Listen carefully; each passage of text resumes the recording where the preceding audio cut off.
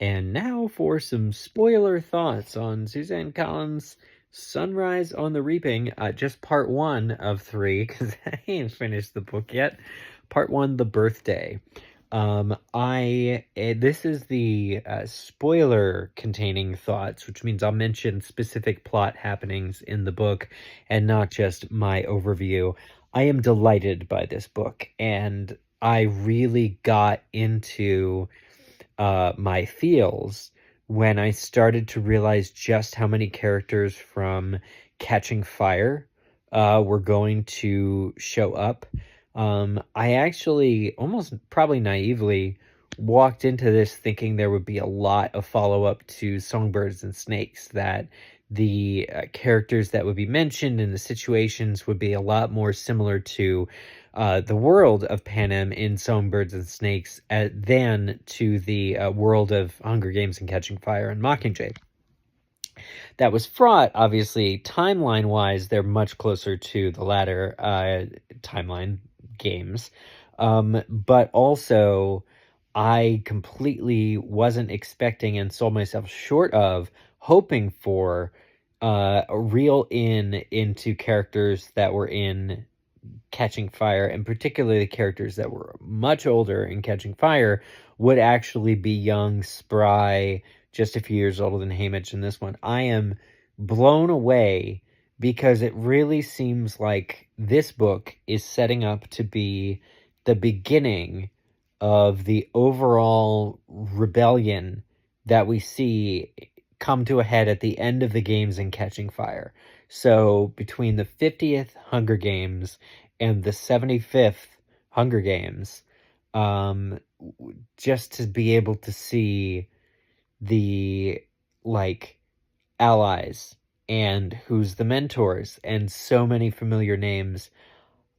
Plutarch Heavensbee was masterfully introduced as just this guy who's having to handle District 12 people, and he's just already doling out advice, smart but very subtle advice on how to survive to Haymitch and the other tributes from 12.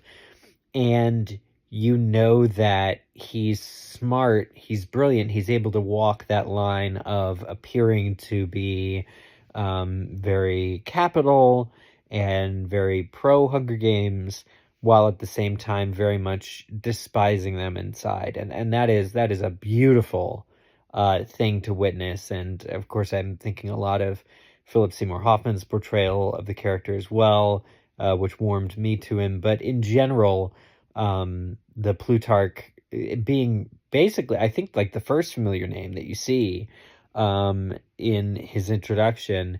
Every scene with him so far has been delightful and multi-layered and just exciting.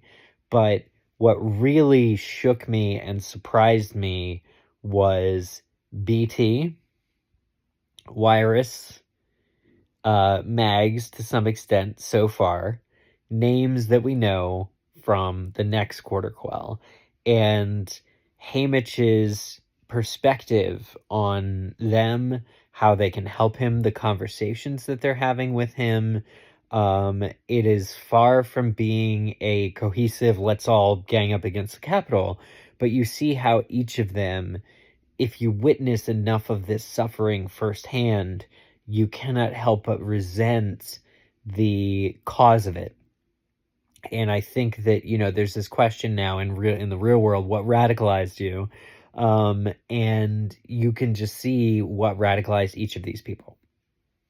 And having the victors of their games, I of course forgot that the third Quarter Quell reaps from the victors' villages. I didn't forget, but I guess even during those Hunger Games, wasn't 100% aware or conscious of the fact that all of them had actually won against 25 other people. And so even though they come in all different shapes and sizes, their skills, finding out what I think it was Wiress did during hers, is just absolutely insanely delicious.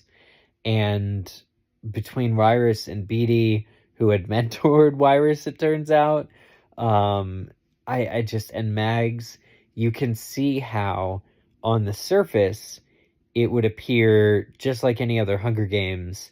But really the need to trot these like characters out over and over again to force previous victors to become mentors, all of this really sets the stage for having a group of galvanized warriors um, together. And I'm sure there will probably be a line in this book, you know, whether recruited for a deliberate effort or just more hypothetical talk, where maybe Plutarch or somebody will opine, you know, it could take another 25 years, but maybe there will be a final Hunger Games. You know, something a little on the nose, but like a little vague.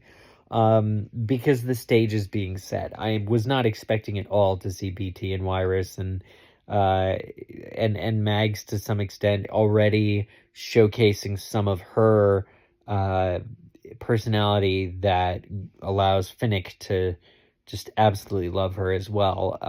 I'm blown away. I'm honestly blown away. And part one of the book ends in a huge twist that I kind of wondered about but didn't see coming. And we'll just have to see if everything is what it looks to be as far as that goes. But the other interesting thing I'll add is that President Snow's personal relationship with a member of District 12 does not feel ultimately repetitive or at this stage like it should have been a little concerning when Snow eventually meets with Katniss. Like, it is said in the book, there has not been another victor from District 12 since Lucy Gray Baird.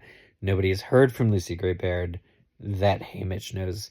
And Katniss should definitely have given Snow a lot of pause, given that everyone from District 12 ends up being a main character in their own book that's opposed to him. So it's just absolutely wild. But I am very touched, very pleased, and completely in disbelief right now for how good this book is, even during part one. BT, everybody's scenes are great. I love the new tributes too. You learn a lot about, just again, they're all full people. So I'm pleased, very pleased, and I think that this book really has it in it to be the perfect tonic for our time. I hope. I'm finding a lot of comfort in it, and that's really weird to experience. But anyway, let me know what you're thinking in the comments, and we'll go from there. Hope everyone's enjoying this book as much as I am.